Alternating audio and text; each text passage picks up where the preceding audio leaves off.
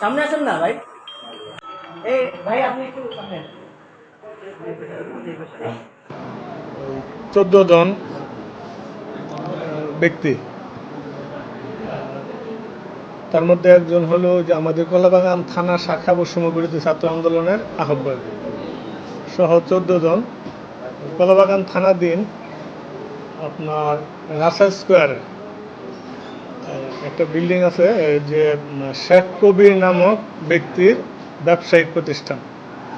ওই প্রতিষ্ঠানে যে ওই চাঁদা দাবি করে এবং হামলা ও ভাঙচুর করে।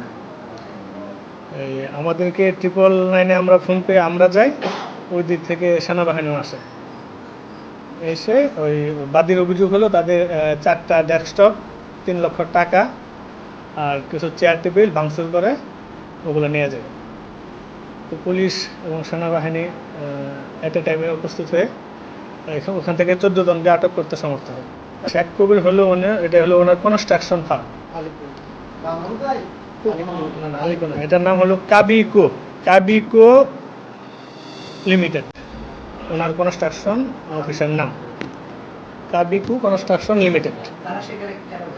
আচ্ছা, এখানে একটু বলে রাখি, ওখানে সমন্বয়ক নাই, কেউ সমন্বয়ক নাই। এটা যিনি আছেন উনি হলেন কলাবাগান থানা বৈষম্য বিরোধী ছাত্র আন্দোলনের আহ্বায়ক, সমন্বয়ক না।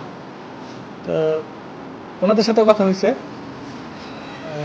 ওনারা ওখানে ওই তাদের বক্তব্য হলো তারা ওখানে আওয়ামী লীগের অফিস চলতেছে এরকম একটা মেসেজ পেয়ে তারা গেছে। 14 জন সহ অজ্ঞাতনামা আরও 5-6 জনের বিরুদ্ধে মামলা রুজু করা হয়েছে। মামলায় অভিযোগ এসেছেন এটাই যেটা বললাম, ওই 3 লক্ষ টাকা নিয়ে গেছেন ওনারা, ড্রয়ার ভেঙে চেয়ার টেবিল ভাঙচুর করছেন আর 4টা ডেস্কটপ নিয়ে গেছেন। কিছু টাকা উদ্ধার আছে আর বাকিরা পলাতক। ইনভেস্টিগেশন চলছে। রিকভারি 31,150 টাকা। কেউ আইন নিজের হাতে তুলে নেবে না। যে কোনো প্রকার তথ্য থাকলে অবশ্যই আইন শৃঙ্খলা বাহিনীকে আপনারা অবগত করবেন।